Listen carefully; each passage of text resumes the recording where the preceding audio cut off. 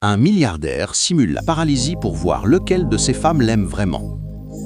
Alexandre Dumont était un milliardaire français de 55 ans, connu dans le monde entier pour son empire dans l'immobilier et la technologie. Il vivait dans un immense château près de Paris, entouré de jardins magnifiques, de voitures de luxe et de tout ce que l'argent pouvait acheter. Alexandre avait 4 épouses qu'il avait épousées dans des pays différents. Il les aimait toutes, mais il se demandait souvent si leur amour était vrai ou s'il était motivé par sa fortune. Un jour, il décida de faire un test extrême à ses épouses. Il se rendit dans un hôpital qui appartenait à l'un de ses amis médecins qui accepta de l'aider à faire semblant. Ils annoncèrent que Alexandre avait eu un accident de voiture grave et qu'il était maintenant paralysé du cou aux pieds. Il ne pouvait plus bouger, parler ou même cligner des yeux normalement. Ses épouses furent appelées d'urgence au château. La première épouse s'appelait Marie, une belle femme de 35 ans, mannequin international. Elle était mariée à Alexandre depuis 10 ans et vivait une vie de rêve, voyageant en jet privé et portant des bijoux hors de prix. Quand elle arriva, elle pleura beaucoup devant les docteurs. « Mon pauvre Alexandre, comment vais-je vivre sans toi ?» dit-elle en sanglotant. Mais une fois seule avec lui, son attitude changea. Elle s'assit près du lit et commença à parler à voix basse. « Enfin, je vais pouvoir toucher à ton argent sans que tu me surveilles. Tes avocats diront que je suis l'héritière principale. » Alexandre, immobile, bouillonnait intérieurement. Marie appela son avocat personnel et discuta de comment transférer des millions sur son compte. Elle parla même d'un amant qu'elle voyait en secret depuis des années. « Avec l'argent d'Alexandre, on va s'enfuir aux Maldives », murmura-t-elle. Alexandre nota tout mentalement. Le test venait de commencer et déjà il était déçu. La deuxième épouse, Sophie, âgée de 40 ans, était une femme d'affaires ambitieuse. Elle gérait une partie des entreprises d'Alexandre et l'avait épousé pour fusionner leurs mondes. Elle arriva au château avec un air sérieux, portant un tailleur chic. Devant la famille, elle joua la femme dévastée, organisant des prières et appelant des spécialistes du monde entier. Mais quand elle fut seule avec Alexandre, elle révéla son vrai visage. « Tu as été un bon mari, mais maintenant c'est mon tour de briller », dit-elle en souriant. Elle sortit son ordinateur et commença à modifier des contrats pour prendre le contrôle total de l'empire. « Tes actions vont me rapporter des milliards, je vais renommer l'entreprise en mon nom. » Alexandre entendit tout, y compris quand elle appela un concurrent pour vendre des secrets d'affaires. Son cœur se brisa un peu plus. Sophie ne pensait qu'à l'argent et au pouvoir, pas à lui. La troisième épouse, Isabella, une Italienne de 30 ans, artiste peintre, était plus romantique. Elle avait rencontré Alexandre lors d'une exposition d'art et l'avait épousé par passion. Elle pleura vraiment en le voyant paralysé, embrassant ses mains inertes. « Mon amour, je t'aime plus que tout », murmura-t-elle. Mais au fil des jours, son comportement changea. Seule avec lui, elle confia « Je dois trouver un nouveau mécène.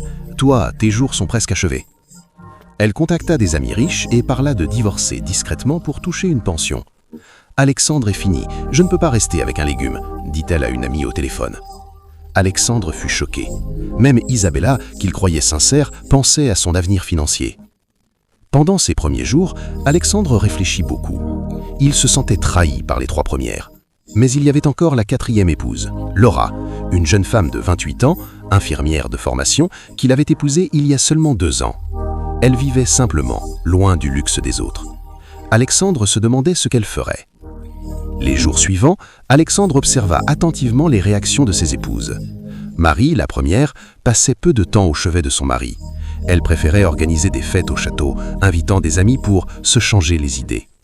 Un soir, seule avec Alexandre, elle vida son cœur. « Tu sais, Alexandre, je t'ai épousé pour ta richesse. Sans ça, tu n'es rien pour moi. » Elle fouilla dans les tiroirs pour trouver des codes bancaires et transféra de l'argent sur un compte offshore.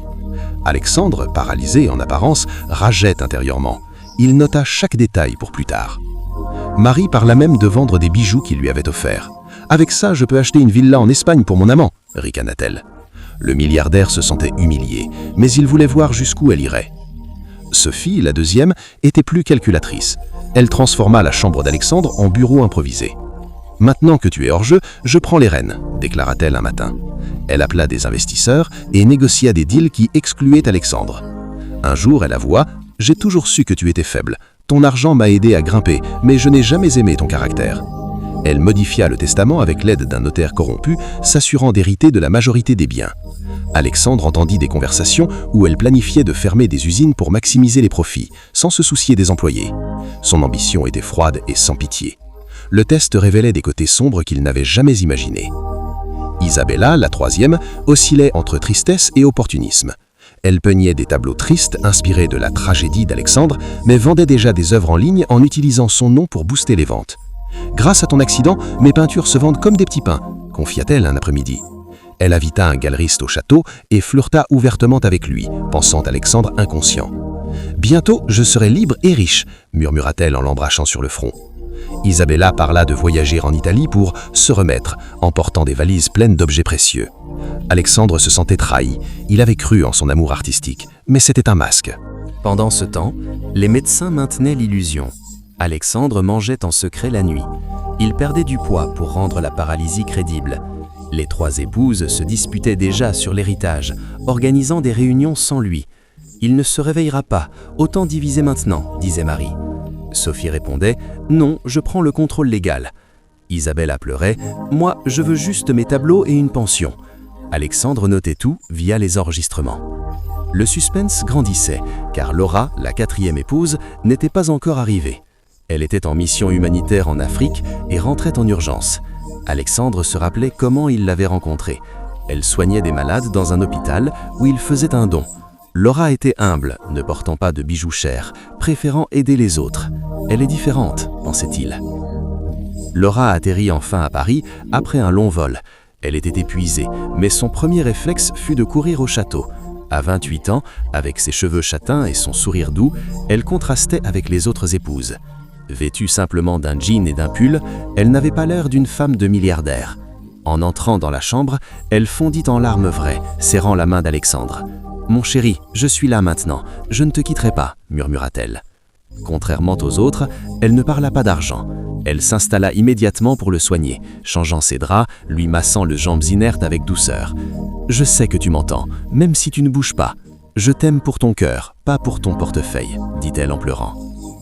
Les autres épouses la regardèrent avec mépris. Marie ricana. « La petite infirmière joue les héroïnes ». Sophie ajouta « Elle veut juste une part plus grande ». Isabella haussa les épaules. « Elle est naïve ». Mais Laura ignora les moqueries. Elle passa des nuits entières au chevet d'Alexandre, lisant des livres à voix haute, chantant des chansons douces. Un soir, seule avec lui, elle confia son passé. « Avant toi, j'ai soigné des gens pauvres en Afrique. L'argent ne m'a jamais intéressé. C'est ton sourire qui m'a conquise. » Alexandre, immobile, sentait des larmes couler intérieurement. Pour la première fois, il doutait de son test. Laura appelait des experts en rééducation, payant de sa poche des thérapies alternatives. « Même si tu restes comme ça, je serai là tous les jours », promit-elle. Au fil des jours, Laura transforma la routine. Elle cuisinait des repas sains, refusant les chefs du château. « Je veux te faire sentir aimée », expliquait-elle. Elle parla de leurs souvenirs, leur mariage simple en bord de mer, sans invité VIP. « Tu m'as donné plus que de l'argent, de la joie », dit-elle. Alexandre nota qu'elle n'ouvrait même pas les tiroirs pour chercher des biens. Au contraire, elle vendit ses propres bijoux pour financer des recherches médicales. « Si ça peut t'aider, ça vaut tout », murmura-t-elle. Un matin, aidé par son médecin, il se réveilla miraculeusement. Les médecins annoncèrent que c'était un miracle médical. Alexandre se leva, fort et en pleine forme. Les épouses furent appelées en urgence. Marie, Sophie et Isabella arrivèrent, excitées pensant à l'héritage évité. Mais Alexandre les confronta avec les enregistrements. « J'ai tout entendu, vos trahisons, vos plans pour mon argent », tonna-t-il. Marie pâlit. « C'était une blague ». Sophie balbuta. « Je protégeais l'entreprise ». Isabella pleurait. « J'avais peur ». Alexandre les renvoya. « Vous êtes divorcés, vous n'aurez rien, sauf ce que la loi impose ». Elles partirent en scandale, criant des insultes. Mais Alexandre avait protégé ses biens légalement. Puis vint Laura. Elle entra, les yeux brillants de joie. « Mon amour, tu es guéri !» s'exclama-t-elle en l'embrassant. Alexandre lui avoua tout, le test, la simulation, les caméras. « Je voulais savoir qui m'aimait vraiment », expliqua-t-il. Laura fut choquée au début. « Tu as douté de moi ?» demanda-t-elle blessée, mais elle comprit. « Je t'aime pour toi, pas pour ton statut. » Alexandre, ému, lui offrit la moitié de sa fortune. « Tu es la seule vraie », dit-il.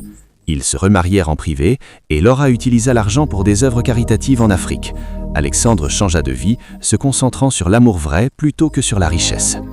J'espère que cette histoire enseignera aux hommes comment mieux choisir leur épouse.